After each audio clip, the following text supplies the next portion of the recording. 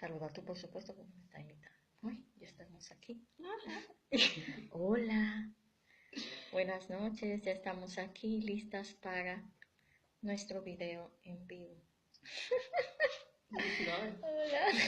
Hola, ¿qué tal? Señores, aquí estamos con mi querida amiga Aurora Esteves, quien es profesional clínico ayurvédica. También trabaja el biomagnetismo holográfico. Yo subí un post en el que yo describía sus profesiones y lo que ella hace. Aquí en JAM, yo estoy aquí en su centro, que es JAM, que como es mi invitada, decidí venir aquí. Y de ustedes es el centro también. Así que cuéntame, Bárbara, preséntate un poquito. Mira, muchísimas gracias por invitarme, doctora Luisa, que también ya es más que una doctora, una colega, es una amiga, hay una relación muy linda. Te doy las gracias por esta invitación, gracias a todas las personas que nos están conectando, ya sea en tu cuenta, Luisa De Padilla. de Padilla, ya sea en mi cuenta, que es @yanterapias, gracias a todas las personas que nos siguen. Y bueno, les cuento que debido a muchas situaciones personales que viví, muchas situaciones de dolor, muchas situaciones emocionales y muchas situaciones en las que los doctores regulares hicieron su mejor intento, pero no pudieron dar con las situaciones que me pasaban. Descubrimos que yo somatizaba muchas cosas. Entonces, el miedo lo somatizaba con piedra en los riñones, la ansiedad la somatizaba con cistitis, eh, la incapacidad de hablar o de expresar mis emociones la somatizaba mucho con situaciones en la garganta y entonces así pasó mi vida. Y durante un tiempo estuve sufriendo muchas cosas y decidí que ya no más, que iba a cambiar. Y entonces empecé a investigar qué opciones tenía, qué cosas podía hacer para sanar, para mejorar. Y entonces llegaron muchas herramientas. Llegó la Ayurveda, que me cambió completamente la vida, la manera de ver las cosas. Y luego kinesiología del alma y biomagnetismo holográfico, que entonces ahí sí dieron un giro total y completo. Fue algo así como que la Ayurveda era una mano y el biomagnetismo la otra mano, entonces juntos quedaban un aplauso. Se hizo la combinación. Se hizo la combinación perfecta y entonces empecé un proceso de sanación integral de mi persona y también ahora que todas estas herramientas que me han facilitado, lo que hacemos es compartirla con las demás personas en un centro que tengo que se llama YAM, que significa yoga, ayurveda y meditación. Entonces, este centro estamos compartiendo todas estas herramientas y además damos cursos, talleres para facilitarle la vida a las personas. Genial. Voy a aprovechar para dar un saludito a todos los que están conectados en mi cuenta. Veo Mundo Natural con el doctor Naum Compresa, un placer. Veo a la doctora Beatriz, a Tony, SP Dental Clinic, donde doy servicio. Muchísimas gracias por la sintonía, por estar aquí con nosotras y por escucharnos, sacar este tiempecito. Bueno, Barbie, mira, sucede que yo estoy aplicando ahora la odontología neurofocal. En mis pacientes yo me he dado cuenta que mientras más yo coloco y coloco el neural, hay algo que me falta, como que no logro que los pacientes se recuperen completamente, como que me falta algo por trabajar. Y en esa parte ya yo no puedo trabajar porque mi conocimiento no llega ahí. ¿De qué me he dado cuenta? De que el paciente viene con una historia con el cual yo me siento a escuchar. ¿Qué le pasa? ¿Qué no le pasa? ¿Cuál es su ambiente familiar? Cuando noto que hay muchas emociones de fondo, ahí hago el clic y digo, cónchale, es que el paciente tiene una tormenta mental, emocional que hay que resolver. Entonces, por eso yo acudo a ti. Muy bien. Y voy a iniciar con la primera preguntita. ¿Qué es una emoción? Es lo primero. ¿Y cuáles son los cambios que suceden a nivel biológico en el cuerpo cuando nosotros sufrimos una emoción? Mira, la emoción es un recurso que el cuerpo activa cuando detecta lo que él podría llamarlo peligro o estrés. Te cuento que la emoción es un recurso de supervivencia. Entonces, no es que exista una emoción buena o que exista una emoción mala, es solo con el fin de de llamar o de sacar recursos que estén a su alcance para resolucionar el evento. Entonces, imagínate que una persona venga a un perro rabioso y no le dé miedo. El perro rabioso puede venir y morderle. ¿Por qué? Porque biológicamente él no activó una emoción. Se quedó y entonces en ese momento fue valiente al peligro. Entonces, las emociones dependen del tiempo y lugar a la circunstancia. Entonces, cuando nosotros como entidades biológicas desarrollamos estos mecanismos para sobrevivir. Lo que pasa es que depende en qué momento, en qué lugar y en qué circunstancia se activen estas emociones. Es una respuesta sensorial de nuestro organismo a lo que él considera como un peligro o un desequilibrio. A nivel más profundo, podemos decir que es una respuesta a lo que el ego interpreta. Sí, claro que sí, porque en cada persona interpreta una acción, una actividad, una situación de manera distinta. Entonces podemos decir que sí hay una interpretación individual. Es muy individual, las emociones son muy individuales. La palabra emoción viene del latín que significa emovere. De la raíz emovere es que viene en español la palabra emoción y significa mover del centro. Entonces, si tú te fijas, ¿de qué centro te estás sacando? De tu propio centro. Por eso digo que a nivel más profundo es una interpretación del ego. A nivel biológico es un recurso que tenemos como humanos de supervivencia. ¿Qué sucede? Que las emociones están completamente interconectadas. Cuando hay una emoción hay dos respuestas. Hay una respuesta energética. En física cuántica, vamos a ver, cuando hay una emoción muy fuerte, a través de nuestros canales energéticos sale una proyección energética hacia afuera, que se une con todos los canales que existen en el universo, de manera que hace una co-creación, cualquiera que ésta sea. A nivel biológico, el cerebro, que es el maestro, genera unas moléculas y estas moléculas se convierten en neurotransmisores. Es decir, que la emoción tiene el aspecto energético y el aspecto químico-biológico. Químico-biológico. Este químico-biológico son, como te digo, las moléculas que se generan en el cerebro, los neurotransmisores. Los neurotransmisores cada uno tiene su función y así tenemos que la adrenalina es el neurotransmisor del estrés.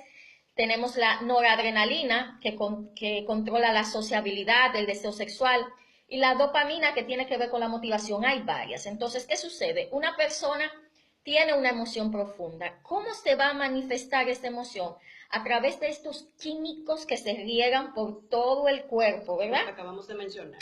Y muchísimos más que hay. Yo pongo algunos ejemplos. Entonces, ante un estímulo hay dos respuestas. La respuesta biológica generando un químico en el cerebro que a través de la linfa, de la sangre, del sistema nervioso se comunica con todo el cuerpo y un contexto energético. De manera que muchas veces una persona está sentada lejos, pero otra persona puede percibir la emoción. De esa manera es que las madres a muy larga distancia dicen, ay, mi hijo está triste, yo lo estoy sintiendo aquí. Es porque nosotros estamos totalmente interconectados. A nivel biológico, con todas nuestras órganos, glándulas, también con nuestros canales sutiles, y a nivel cuántico, a través de estas partículas cuánticas o canales que le llaman la matriz divina, el quantum, las partículas subatómicas que interconectan todo. Entonces se pueden alojar esas emociones en el cuerpo. Las emociones se pueden alojar en todas partes. En el cuerpo completo. En el cuerpo completo y más allá. Entonces es muy bueno entender y aclarar que no es en el cuerpo, en los cuerpos. Yo te voy a facilitar unas imágenes que ya yo he colocado en mi cuenta de Jan acerca de lo que son los cuerpos. Nosotros tenemos más de un cuerpo. Tenemos un cuerpo físico. En esto me ayudó bastante la anatomía de la Ayurveda. Tenemos el cuerpo físico. Luego tenemos un cuerpo energético. Luego tenemos el cuerpo mental emocional, que ahí sí es que se están guardadas todas nuestras emociones. El cuerpo emocional. En el cuerpo emocional, que es el tercero. Luego viene el de la inteligencia y luego el de la conciencia. Entonces, cuando una emoción está creada, ya está creada, porque la energía ni se crea ni se destruye, sino que se transforma. Lo que sí podemos decir es que una emoción puede estar canalizada o puede estar reprimida. ¿Qué pasa? Muchas veces las personas, porque estamos en un momento automático o en una situación automática generando para producir, para sobrevivir, No nos hacemos conscientes de las emociones que estamos teniendo. Entonces son como bolitas, como que generas rabia, guarda la bolita, no tiene tiempo de generar esa rabia, pasaste una rabia manejando, la guardaste. ¿Qué pasa? Se guarda en los departamentos que tiene la mente, que son el inconsciente, preconsciente, subconsciente y ya a nivel más grande el supraconsciente. Entonces, una emoción es creada. Si no es gestionada, hablada, la conciencia la genera como una energía. Entonces la vas guardando, ¡plá! La vas guardando. Una bolita de rabia, ¡pá! Una bolita de miedo, una bolita de tristeza, la va guardando. Y cuando se va guardando, entonces todas estas emociones reprimidas pueden instalarse. Me gusta mucho usar esa palabra, instalarse en el cuerpo biológico. ¿Por qué? Porque es también un mecanismo de supervivencia que tiene de decir, mira, aquí hay algo que no has solucionado, aquí hay algo importante de resolucionar, Una alerta. Aquí hay algo guardado. Es una alerta de para qué. Realmente no es porque es para qué, es para que se resolucione el conflicto que no ha sido gestionado, resuelto. Exactamente. Entonces sí, las emociones perfectamente se pueden manifestar en el cuerpo y cada órgano que está unido a diferentes canales sutiles manifiesta diferentes emociones. ¿Por qué? Porque hay emociones de agua, hay emociones de fuego, hay emociones de aire, hay emociones de tierra. De la misma manera, esto lo explica en Ayurveda, nuestro cuerpo tiene órganos de agua, órganos de fuego, órganos de tierra, órganos de aire. Bien, entonces, por ejemplo, para ponerte un ejemplo, en el hígado es un órgano de fuego. Es natural que ahí se aloje muchísima rabia. Los pulmones y los riñones un órgano de agua. Entonces es natural que se aloje mucha tristeza. Oh, wow. Bien, entonces... o sea, que una persona con problemas pulmonares puede tener mucha tristeza guardada. Puede tener mucha tristeza guardada, exactamente. Okay. Las personas sin situaciones en el hígado, situaciones en la sangre, puede que tengan mucha situación de rabia, ira, rencor, resentimiento. Bien, las emociones de aire se guardan en el sistema nervioso. Entonces, una persona con ansiedad, date cuenta también de lo mal de Parkinson, todas estas cosas, muchas emociones de aire guardadas, ansiedad, mucho movimiento mental.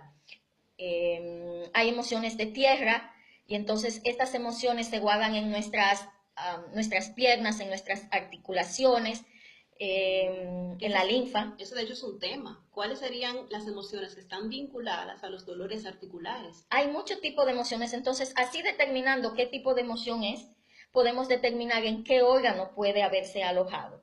Y me van a preguntar tal vez, pero ¿cómo llega a los órganos? Bien, por lo mismo que le digo, nosotros estamos interconectados. Nuestro cuerpo físico y nuestros cuerpos sutiles están conectados por canales sutiles que no se ven con estos ojos. Si usted pone una comida en el microondas, se va a calentar fuertemente, ¿verdad que sí? Pero en ningún momento usted está viendo la energía microondas haciendo así, ¿verdad que no? No. Muy pocas veces nosotros no podemos mirar el infrarrojo, pero eso no quiere decir que esa energía no exista. De la misma manera, nuestros canales sutiles van saliendo de nuestros 7 chakras. Estos canales sutiles se llaman nadis. En la medicina tradicional china le llaman meridianos, pero son canales que unen nuestro cuerpo eléctrico. Entonces, si una persona tiene algo en el cuerpo emocional, una experiencia que vivió cuando tenía 3 añitos, 4 añitos, 5 añitos, pero todavía está alojada en el cuerpo emocional. Los nadis que unen el cuerpo emocional con el cuerpo biológico traen esa información y esa información se aloja en el cuerpo biológico. Entonces, déjame preguntarte, Bárbara, por eso es que cuando yo aplico el neural, que trabajo en el cuerpo eléctrico de la persona, empiezan a aflorar estas emociones, porque yo estoy limpiando y activando los nadis, pero no se está trabajando la emoción, pero empiezan el paciente a relatarme todo lo que siente, es por eso entonces. Sí, y también puede suceder que cuando estos nadis están siendo activados, se hace lo que se llama una crisis curativa. Ujú. ¿sí? Muchas personas hacen catarsis o crisis curativa cuando algo que está en el inconsciente o a nivel biológico sale a la luz.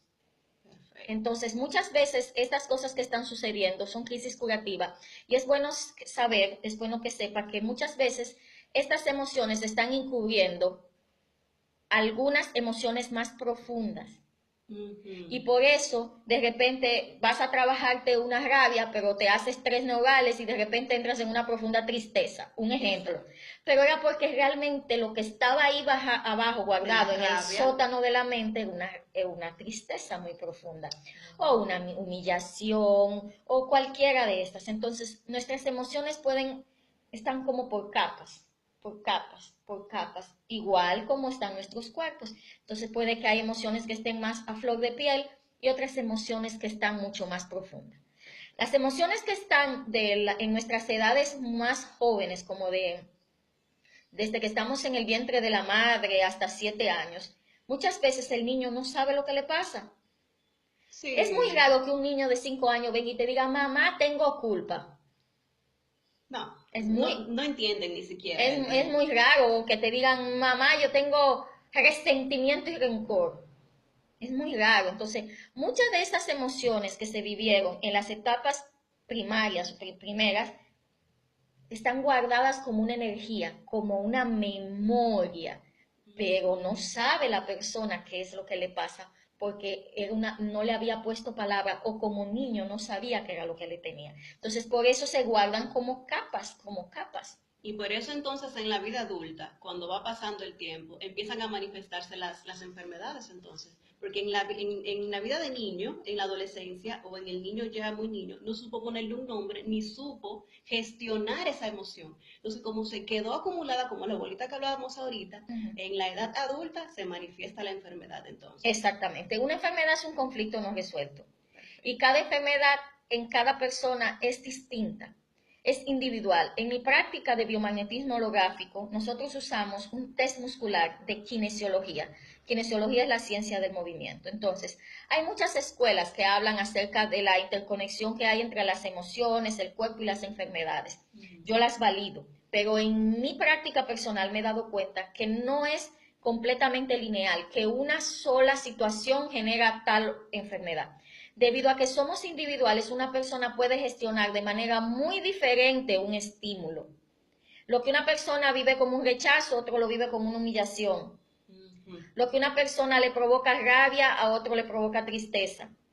Entiendo, ¿Entiende? Entonces, entiendo. no podemos decir, por ejemplo, una persona tiene una situación de tiroides. Podemos decir que en muchas escuelas dice que es un conflicto de tiempo. Bien, pero puede que haya sido de rabia porque no pudo comunicarse cuando estaba pequeño. Entonces, por eso utilizamos en biomagnetismo holográfico un test muscular. Eso iba a preguntar. ¿Cómo tú sabes cuáles emociones están vinculadas a tal enfermedad? Si existe un test, si... ¿Cómo Mira, sabemos? debido a que somos individuos y cada uno a través del ego, de su mecanismo de supervivencia, gestiona de manera diferente las emociones, lo más recomendable, yo lo he visto en terapia, lo veo cada día y lo he visto en mi propia vida, es gestionar a través de un test muscular. Porque muchas veces hay personas que sí pueden estar conscientes de sus sentimientos y de sus emociones, pero hay personas que no están conscientes de sus sentimientos y necesitan una ayuda extra. También porque el cuerpo no miente. Siempre yo le digo a las personas, el cuerpo es el más chismoso que existe. Él va diciendo todo, va contando porque lo que quiere es estar bien, quiere estar en Ujú. bienestar. Entonces, es mucho mejor utilizar, así lo vivo yo, así lo siento y así lo he practicado. Ok, prefiero alojarme en tal lugar del cuerpo. Hay puntos específicos, Mira, favoritos. cuando los nadis se encuentran, los nadis son como unos ramales, ¿verdad? Le decía que son como cuerpos sutiles. Pero en el cuerpo ellos se encuentran en unos puntos donde convergen. Esos puntos se llaman puntos magmas.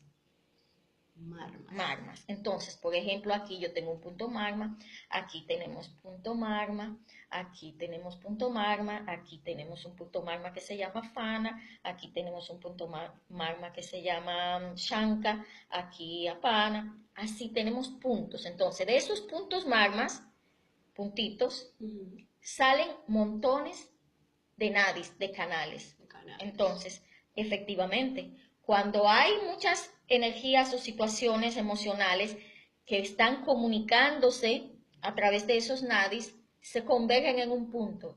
Y entonces nosotros le llamamos a estos puntos gatillo. Es un punto que tú tocas, inclusive cuando estamos haciendo terapia de desbloqueo corporal solamente, manipulando a través del masaje.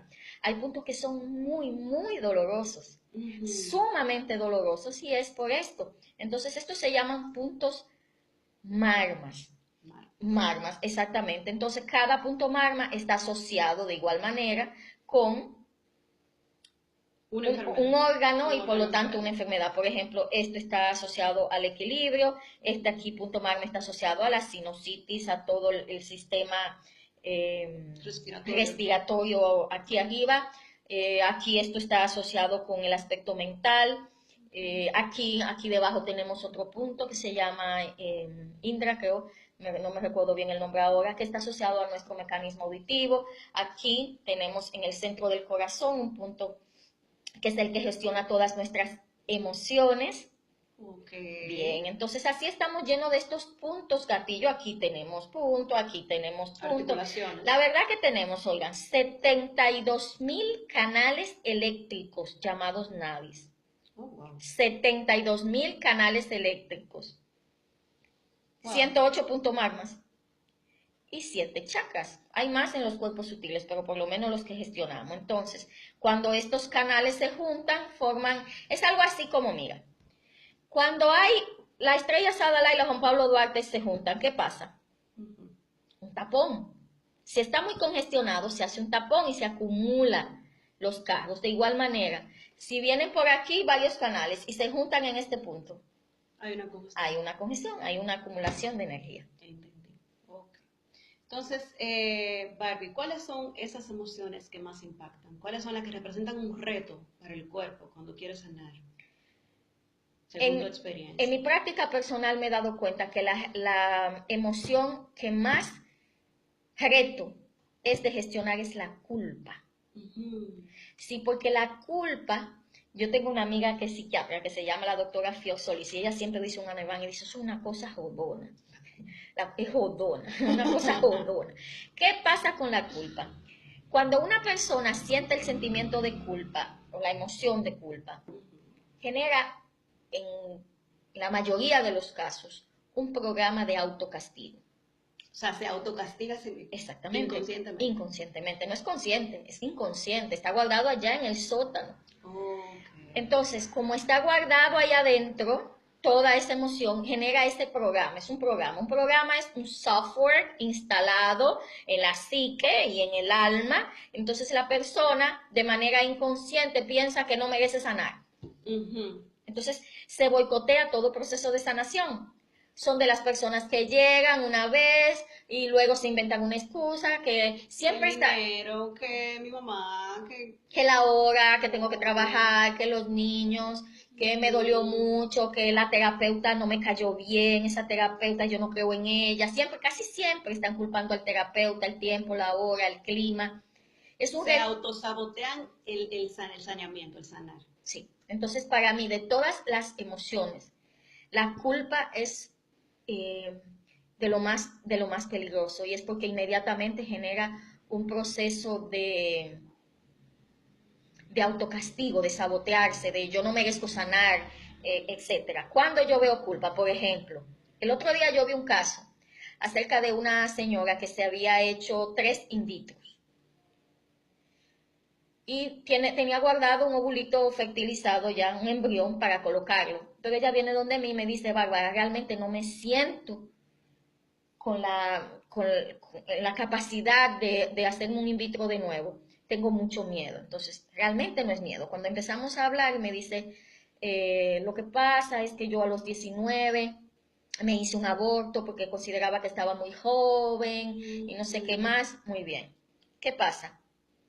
Debido a que ella hizo esta acción, que no le vamos a juzgar, fue un recurso que también ella tuvo de supervivencia, alguna adolescente, vivió esta experiencia. Entonces, ¿qué pasa? Cuando ella terminó el aborto, entró en un proceso de culpa. Bien. Bien, entonces como entra en este proceso de culpa, ella estaba dentro de un programa de autocastigo. Entonces ya su cuerpo estaba bien, tenía a su esposo, seguridad financiera, casa, absolutamente. Pero cada vez que entraba el in vitro, perdía el bebé. Se pegaba y a los 4 meses Lo perdía. perdía el bebé. ¿Por qué? Porque su inconsciente le decía, eres mala, No mereces. no lo mereces, has fallado, no puedes ser madre. Oh, wow. Porque el inconsciente no tiene sentido del humor. Ujú. Mira todo de manera literal. O es blanco o es negro. O funciona o no funciona. O es bueno o es malo. Entonces, ella creó todo ese proceso de culpa y autocastigo. Entonces, creo que de todas las emociones o programas, la verdad es el más retante. Quiero decirte que el segundo más retante es la humillación. Humillación. Sí, la humillación te implosiona. Cuando una persona recibe una humillación de niño, se disminuye, esa es Se la hace palabra, poco. se hace poquito. Y Ujú. cuando eso sucede, se descalifica. Ujú. Bien, entonces, cuando una persona ha vivido situaciones de humillación, es literalmente, cuando lo medimos energéticamente, es como si le hubieran partido el alma en dos. Tiene todo este canal central desequilibrado. Entonces, una persona que cuando fue muy pequeño le dieron mucho golpe, le dijeron que tú no vas a servir, Deja de soñar. o, por ejemplo, las técnicas de castigo que usaban antes, que era que te ponían en un guayo delante de tus amiguitos, que le contaban a todo el mundo, mira, que se hizo pipí en la cama delante de La todo el mundo, la vergüenza. vergüenza. Esta descalificación hace que la persona se le quite o se le ponga menos su capacidad de echar hacia adelante. Uy. Entonces, ¿por qué? Porque le corta aquí su valor personal. La culpa paraliza porque la persona siente que no tiene, que debe castigarse a sí mismo. Pero la humillación descalifica a la persona para cualquier cosa que quiera gestionar. Siente que no puede, siente que le cuesta mucho, siente que él no vale para eso. Entonces, la humillación es otra de las emociones, como decir, jodonas. Esa la tenemos en vista. De hecho, es más allá de una emoción. La humillación es una herida del alma. Entonces, estas son las que yo he visto que son, cuando las personas las tienen, son un poco más retantes. También porque una persona reconoce más rápido una rabia, una ira, una tristeza, que una culpa y una Y la humillación. humillación. Entonces, una mujer, por ejemplo, que llega a mis manos tratando de gestionar, o sea, a trabajar la infertilidad, vamos a ser claro, puede ser que tenga estas dos emociones de base, tanto la culpa como la humillación. Y puede que tenga más. Puede que tenga más. Sí, porque en el caso de una mujer que ha tenido una madre tóxica, Ajá. inmediatamente, si tú has sido una niña que ha sido lastimada, abandonada, dejada por mamá, como el inconsciente no tiene sentido del humor, ¿qué va a decir? Mamá es mala, yo no quiero ser como mamá. Oh, y por eso entonces no logra No logra el embarazo. boicotea a nivel inconsciente el embarazo. ¿Por qué? Porque no quiero ser como mamá.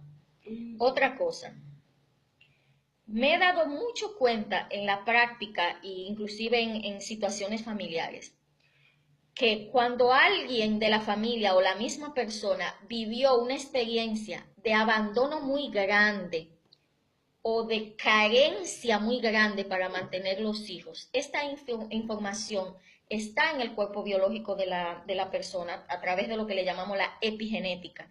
Y entonces, por ejemplo, si una abuela, si a una abuela de una joven se le murió su esposo y ella tuvo que criar 5, 6, 7, 8, 9, 10 hijos sola, esa emoción está dentro del clan familiar y también impacta en el alma de la persona. Entonces puede que inconscientemente ella diga tener hijos es duro, tener hijos es Muy difícil, difícil. hay que luchar mucho para mantenerlo, cuesta mucho tener hijos. Y entonces, ¿qué pasa? inconscientemente también boicotea completamente. Entonces, mira, el otro día yo tuve una paciente, me están llegando también muchos casos de infertilidad. Tuve una paciente varón con un conteo de esperma bajo. Y la hembra, que aunque no tenía aparentemente nada, no quedaba embarazada. Cuando yo le testo al hombre, quiere quedar embarazada, el test dice no, se inhibe su cuerpo. Y cuando le voy preguntando, él siente que todavía no tiene los medios económicos suficientes para mantener. Entonces, cuando él tiene relaciones sexuales, su mente, una parte de sí dice, sí, que quede embarazada, y otra parte dice, no, cuidado, que no tenemos dinero suficiente, que no lo podemos mantener. Y bloquea entonces el espermatozoide que pudiera fecundar. ¿Por qué? Porque todo lo que es creación funciona a través de lo que se llama la coherencia cardíaca.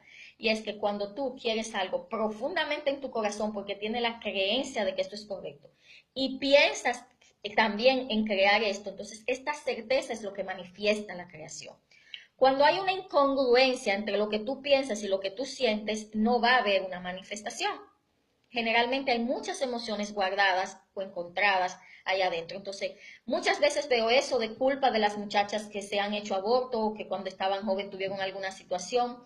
Otras veces estoy viendo lo que te decía de la información transgeneracional y es de alguno de la familia que vivió eventos o desafortunados o abandono o extrema pobreza. Entonces dice, no, no voy a crear. Y hay algo muy importante que tiene que ver con la fertilidad. Nosotros tenemos 3 cerebros, que es el cerebro reptiliano, el cerebro emocional y el cerebro frontal, el neocórtex. El sistema límbico, que es el emocional. ¿Qué sucede? La procreación se hace como un estímulo o como una reacción de tu cerebro reptiliano, del primer cerebro, que es el que se encarga del instinto. Que controla el instinto de supervivencia. El sistema límbico controla las emociones, el neocórtex el razonamiento.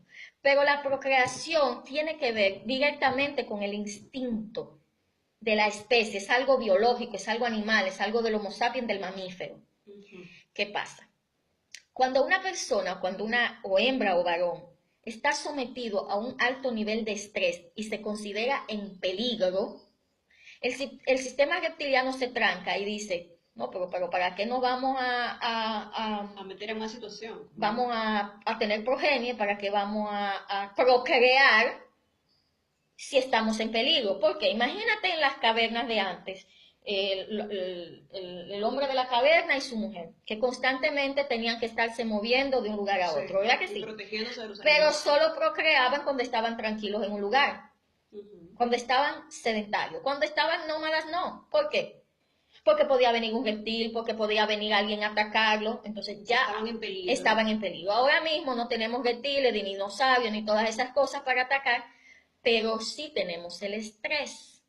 Y la economía del país, y la economía, donde vivimos, el vehículo que tenemos. Y que se va a aparecer, que si no va a aparecer, todo ese tipo de cosas. Entonces, cuando la mujer está en un proceso de estrés, también boicotea el proceso de la procreación. Y no solo la mujer, el hombre también no proporciona la semilla, porque dice, ¿para qué procrear si estamos en lucha? Si estamos en ataque o huida, no tenemos para qué procrear. Es una de las situaciones que he visto con respecto a la infertilidad. Otras de las situaciones que he visto de la infertilidad, y este es un caso muy cercano a mi persona, es la memoria biológica, la memoria emocional biológica que tenía la persona, la aspirante a madre, en el momento en que ella entró en el vientre de su mamá. Ojo, de todas las cosas que estoy diciendo, esta es una de las más importantes. El momento en que fue concebido una persona tenía también una energía, también una intención y un estado de conciencia. Entonces, imagínate una jovencita, una persona que su mamá tiene 45 años. La mamá queda embarazada sin esperarlo, ya tenía 8, 45 años, ella imaginaba que no podía quedar embarazada, por eso no se protegió y quedó embarazada. Pero ¿qué pasa? Como la mamá estaba un poco enfermita, estaba un poco con baja energía, ¿verdad? La primera memoria que entró biológicamente en este ser fue la memoria de muerte. porque cuando la señora quedó embarazada, lo primero que le dijeron los vecinos y los amigos alrededor fue, "¡Ah! Ahí está. Esta edad, eso es un peligro, que te mueras tú, o que se vaya a morir esa muchacha, o ese bebé, o que deje huérfano a todos esos niños". Y la señora entró en un estado de miedo muy grande a que ella se pudiera morir y dejar a sus hijos huérfanos, o que se muriera la bebé La dentro del criatura. vientre. Entonces, ¿qué representa el embarazo para esa criatura ya cuando está grande? Terror, muerte. Muerte. Representa peligro de muerte. Entonces es natural que esta joven cada vez que intenta embarazarse haga un ataque de pánico. Ok, y el organismo interprete esto y por eso no logre el No bebé. logre quedar embarazada porque si quedas embarazada es peligro de muerte. Y vuelvo y repito que el inconsciente no tiene sentido del humor. ¿Es una cosa o es otra? Es una cosa. Entonces, la primera sensación que tuvo